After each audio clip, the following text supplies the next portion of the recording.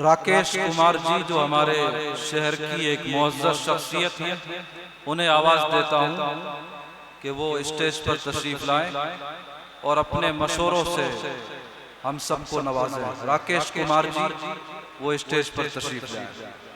वक्त चूँकि कम है इसलिए तमाम स्पीकर साहिबान से ये बड़े अदब से गुजारिश की जाती है कि 2 से 3 मिनट में आप अपने ख्यालात को पेश करें। बहुत ही सत्कारयोग हक की आवाज ट्रस्ट के चेयरमैन सजाद आलम ਅਤੇ ਉਹਨਾਂ ਦੀ ਸਮੁੱਚੀ ਟੀਮ ਦਾ मैं बहुत बहुत ਧੰਨਵਾਦ ਕਰਦਾ ਹਾਂ। मैं राकेश कुमार सुनहरा भारत पार्टी तो ਅੱਜ इस NGO ਨੂੰ चौथा साल पूरा होया, ਜਿਹਦੇ ਵਿੱਚ मैं ਇਹਨਾਂ ਸਾਰਿਆਂ ਨੂੰ बहुत बहुत ਤੇ ਜਿੰਨੇ ਵੀ ਇੱਥੇ ਸਾਡੇ ਸਹਿਯੋਗੀ ਸਾਥੀ ਸਹਿਬਾਨ ਇਹਨਾਂ ਵਿੱਚੋਂ ਆਏ ਹੋਏ ਡੋਨਰ ਤੇ ਸਟੇਜ ਤੇ ਜਿਹੜੇ ਮੁੱਖ ਮਹਿਮਾਨ ਸਹਿਬਾਨ ਜਿੰਨੇ ਵੀ ਆਏ ਹੋਏ ਨੇ ਸਾਡੇ ਵਿੱਚ ਸਾਡੇ ਹਲਕੇ ਦੇ MLA ਸਰਦਾਰ ਦਲਜੀਤ ਗਰੇਵਾਲ ਜੀ, ਮੈਂ ਬਾਕੀ ਸਾਹਿਬਾਨਾਂ ਸਭ ਦਾ ਧੰਨਵਾਦ ਆਖਦਾ ਹਾਂ ਜੋ ਇੱਥੇ ਆਏ ਇਸ NGO ਨੂੰ ਬਲ ਬਖਸ਼ਣ ਲਈ ਮਜ਼ਬੂਤੀ ਦੇਣ ਲਈ ਅਸੀਂ ਸਭ ਦਾ ਧੰਨਵਾਦ ਕਰਦੇ ਹਾਂ। ਦੋਸਤੋ ਅਸੀਂ ਗੱਲ ਕਰਦੇ ਹਾਂ ਟਰਸਟਾਂ ਦੀ NGOs ਦੀ। ਦੇਖੋ ਇਹਨਾਂ ਨੇ ਸਮਾਜ ਨੂੰ ਸੁਧਾਰਨ ਲਈ ਵੱਖ-ਵੱਖ ਤਰ੍ਹਾਂ ਦੇ ਕੰਮ ਕਰਦੇ ਨੇ। ਇਹੋ ਜਿਹੇ NGOs ਗਰੀਬ ਪਰਿਵਾਰਾਂ ਨੂੰ, ਪ੍ਰਵਾਸੀਆਂ ਨੂੰ, ਬੱਚਿਆਂ ਨੂੰ ਲਤੀਫ ਅਹਿਮਦ ਜੇ ਗੱਲ ਕਰੀਏ ਸਮਾਜ ਦੀ ਤੇ ਸਮਾਜ ਨੂੰ ਰੂਪਰੇਖਾ ਦੇਣ ਲਈ ਹੱਕ ਦੀ ਆਵਾਜ਼ ਟਰਸਟ ਪਿਛਲੇ 4 ਸਾਲਾਂ ਤੋਂ ਇਹ ਕੰਮ ਕਰਦੀ ਆ ਰਹੀ ਹੈ, ਜਿਹਦਾ ਨਾਂ ਪੰਜਾਬ ਤੋਂ ਇਲਾਵਾ ਪੂਰੇ ਹਿੰਦੁਸਤਾਨ 'ਚ ਵੀ ਹੋ ਚੁੱਕਿਆ ਹੈ। ਇੱਥੇ ਮੌਜੂਦ ਸਾਰੇ ਤੁਸੀਂ ਯੂਥ ਹੋ, ਤੁਹਾਨੂੰ ਯੂਥ ਨੂੰ ਮੈਂ ਇੱਕ ਗੱਲ ਕਹਾਂਗਾ, ਤੁਸੀਂ ਮਿਹਨਤ ਕਰਕੇ ਆਪਣੇ ਕੰਮਕਾਰ ਤੁਸੀਂ ਆਪਣੇ ਮੁਕਾਮ ਤੇ ਜਾਓ ਅਤੇ ਆਪਣੇ ਪਰਿਵਾਰ ਦਾ ਨਾਮ ਰੋਸ਼ਨ ਕਰੋ ਅਤੇ ਨਸ਼ਿਆਂ ਤੋਂ ਦੂਰ ਰਹੋ। ਇਹ ਜਿਹੜੇ ਨਸ਼ੇ ਨੇ ਇਹ ਮਾਰੂ ਨਸ਼ੇ ਅੱਜ ਸਾਡੀ ਨੌਜਵਾਨ ਪੀੜ੍ਹੀ ਨੂੰ, ਨੌਜਵਾਨ ਪਨੀਰੀ ਨੂੰ ਖਤਮ ਕਰ ਰਹੀਆਂ ਨੇ। ਅੱਜ ਮੈਂ ਗੱਲ ਕਰਾਂਗਾ ਇਸ ਸਟੇਜ ਦੇ ਮਾਧਿਅਮ ਰਾਹੀਂ ਇਹ ਜਿਹੜਾ ਚੱਟਾ ਹੈ ਇਹ ਜ਼ਹਿਰ ਪੰਜਾਬ ਨੂੰ ਲੈ ਡੁੱਬਿਆ ਹੈ। ਮੈਂ ਗੱਲ ਕਰਾਂਗਾ ਯੂਥ ਨੂੰ, ਤੁਸੀਂ ਇਹੋ ਜਿਹੇ ਨਸ਼ਿਆਂ ਦੇ ਪਿੱਛੇ ਨਾ ਲੱਗੋ। ਇਹਨਾਂ ਨਸ਼ਿਆਂ ਨੇ ਘਰ ਬਰਬਾਦ ਕਰ ਦੇਣਾ ਹੈ। ਇਹਨਾਂ ਨਸ਼ਿਆਂ ਨੂੰ ਕਰਕੇ ਕੋਈ ਫਾਇਦਾ ਨਹੀਂ ਹੁੰਦਾ ਹੈ, ਸਿਰਫ ਤੇ ਸਿਰਫ ਮੌਤ ਹੀ ਮਿਲਦੀ ਹੈ। ਮੈਂ ਇੱਥੇ ਸਾਰੀ ਨੌਜਵਾਨ ਪਨੀਰੀ ਨੂੰ ਬੇਨਤੀ ਕਰਦਾ ਹਾਂ, ਤੁਸੀਂ ਆਪਣਾ ਨਾਮ ਪੜ੍ਹਾਈ ਦੇ ਖੇਤਰ ਵਿੱਚ, ਸਪੋਰਟਸ ਦੇ ਖੇਤਰ ਵਿੱਚ, ਰਾਜਨੀਤੀ ਦੇ ਖੇਤਰ ਵਿੱਚ ਤੁਸੀਂ ਵੱਖ-ਵੱਖ ਸਮਾਜਿਕ ਖੇਤਰਾਂ ਵਿੱਚ ਨਾਮ ਰੋਸ਼ਨ ਕਰੋ। ਨਸ਼ਿਆਂ ਤੋਂ ਦੂਰ ਰਹੋ। ਇਹਨਾਂ ਨਸ਼ਿਆਂ ਨੇ ਸਾਡੀ ਸਾਰੀ ਜ਼ਿੰਦਗੀ ਬਰਬਾਦ ਕਰ ਦੇਣੀ ਹੈ। ਪੰਜਾਬ ਦੇ ਵਿੱਚ ਇਹ ਜਿਹੜਾ ਚਿੱਟੇ ਦਾ ਨਸ਼ਾ ਹੈ ਹਰ ਘਰ ਵਿੱਚ ਪਹੁੰਚ ਚੁੱਕਿਆ ਹੈ। ਇਹ ਨਸ਼ਿਆਂ ਨੂੰ ਖਤਮ ਕਰਨ ਵਾਸਤੇ ਮੈਂ ਪੰਜਾਬ ਸਰਕਾਰ ਅੱਗੇ ਅਪੀਲ ਕਰਦਾ ਹਾਂ ਕਿ ਤੁਸੀਂ ਅਫੀਮ ਦੀ ਖੇਤੀ ਦਾ ਐਲਾਨ ਕਰੋ, ਕਿਉਂਕਿ ਅਫੀਮ ਦੀ ਖੇਤੀ ਨਾਲ ਇਹ ਨਸ਼ਾ ਕੱਟਿਆ ਜਾ ਸਕਦਾ ਹੈ। ਕਿਉਂਕਿ ਜ਼ਹਿਰ ਨੂੰ ਜ਼ਹਿਰ ਮਾਰਦਾ ਹੈ, ਨਸ਼ੇ ਨੂੰ ਨਸ਼ਾ ਹੀ ਮਾਰੇਗਾ। ਮੈਂ ਇੱਕ ਗੱਲ ਦੀ ਮਾਫੀ ਚਾਹਾਂਗਾ, ਕਿਉਂਕਿ ਚਿੱਟੇ ਦਾ ਖਾਤਮਾ ਕਿਸੇ ਹੋਰ ਨਸ਼ੇਕਾਰ ਨਹੀਂ ਹੋ ਸਕਦਾ।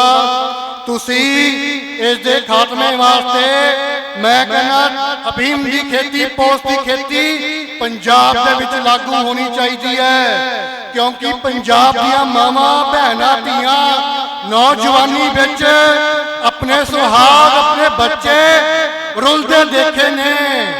ਸਰਕਾਰਾਂ ਆਉਂਦੀਆਂ ਨੇ, ਜਾਂਦੀਆਂ ਨੇ, ਪਰ ਕੋਈ ਵੀ ਪੰਜਾਬ ਦੀ ਖਾਤਰ ਕੋਈ ਆਵਾਜ਼ ਨਹੀਂ ਚੁੱਕ ਰਿਹਾ। ਇਸ ਚਿੱਟੇ ਦੇ ਖਾਤਰ ਮੈਂ ਕਹਿੰਦਾ ਜਿੰਨੀ ਵੀ ਪੰਜਾਬ ਜਾਂ ਇੰਡੀਆ ਵਿੱਚ NGOs ਨੇ ਇਸ ਚਿੱਟੇ ਦੇ ਖਾਤਰ ਹੱਲਾ ਬੋਲ ਰੈਲੀ ਕੱਢੋ ਤਾਂ ਕਿ ਇਹ ਚਿੱਟਾ ਜੜ ਤੋਂ ਖਤਮ ਹੋ ਸਕੇ। ਇਸ ਚਿੱਟੇ ਨੇ ਜ਼ਿੰਦਗੀਆਂ ਬਰਬਾਦ ਕਰ ਦਿੱਤੀਆਂ ਨੇ। ਇਸ ਚਿੱਟੇ ਕਾਰਨ ਮੈਂ ਸਜਾਦ ਆਲਮ ਨੂੰ ਕਹਾਂਗਾ, ਤੁਸੀਂ ਹੱਕ ਦੀ ਆਵਾਜ਼ ਟਰਸਟ ਵੱਲੋਂ अफीम की खेती की बंद करो। साडी पार्टी सुनहरा भारत पार्टी थोड़े नाल है। असी बहुत जल्द मान साहब नूं एक पत्र लिखांगे जिहदे विच अफीम की पोस्ट की खेती का ऐलान करांगे, क्योंकि आए दिन नौजवानों की मौतां असी नहीं बर्दाश्त कर सकते। हर 10वां नौजवान इस चिट्टे की लत विच जा चुका है। बच्चों नूं इत्थे नौजवान पीढ़ी नूं इत्थों तक या भैणां भी आपां यूट्यूब ते देखते हैं, फेसबुक ते देखते हैं, इन्नियां वीडियो वायरल हो रही ने। चिट्टे कारण इन्ने नौजवान मौत मर रहे हैं। पर जे अफीम की गल करिए, अफीम नाल कोई भी बच्चा मर नहीं सकता।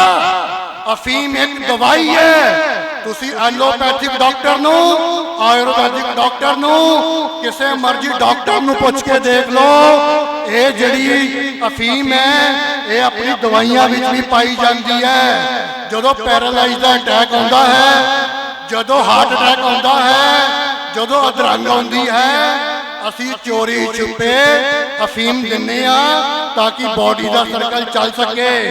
यह मिलावटी खाने खा खा के तुसी नोट करना सारा शरीर खत्म हो चुका है। तुसी देखो जिन्ने भी ट्रक ड्राइवर ने, जिन्ने भी भाईचारे प्रवासी लोग ने, इन्हां डोडियां नूं अफीमां नूं खा के ही कोई काम कर पाते ने।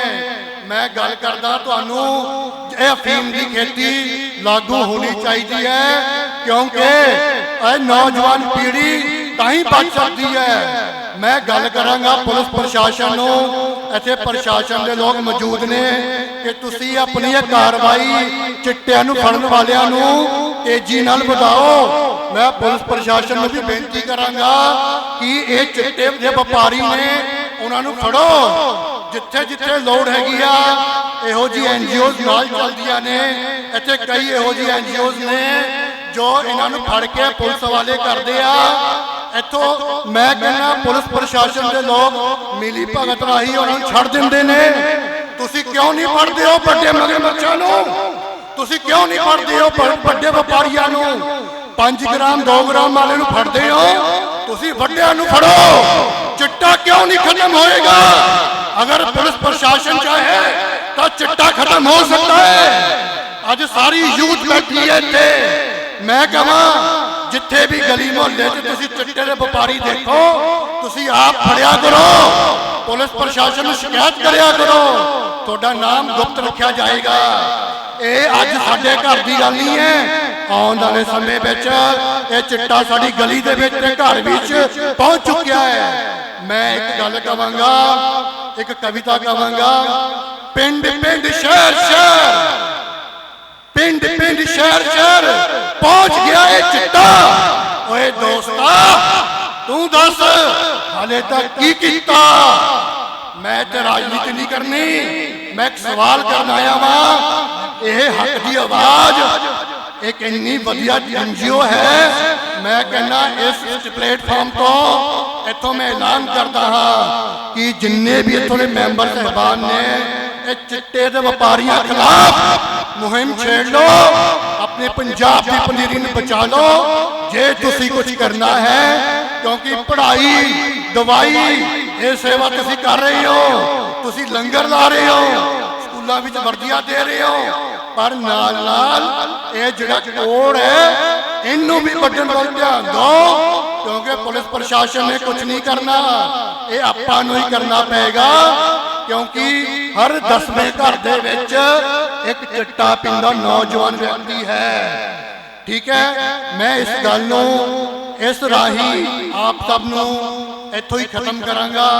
पर मैं अज फिर दोबारा इस NGO नूं चौथे साल की वर्षगांठ पूरी होने ते मैं बधाई दिंदा ते हक की आवाज़ ट्रस्ट के चेयरमैन साहब और बाकी सारे मैंबर साहबान नूं मैं कहना कि तुसी जो बहुत वधिया काम कर रहे हो, इहो जिहे तुसी उपराले करते रहो, लोकां दे विच तुसी अपनी जगह बनाए रखियो। सारिआं नूं धन्नवाद। वाहिगुरू जी का खालसा, वाहिगुरू जी की फतेह। जय हिंद।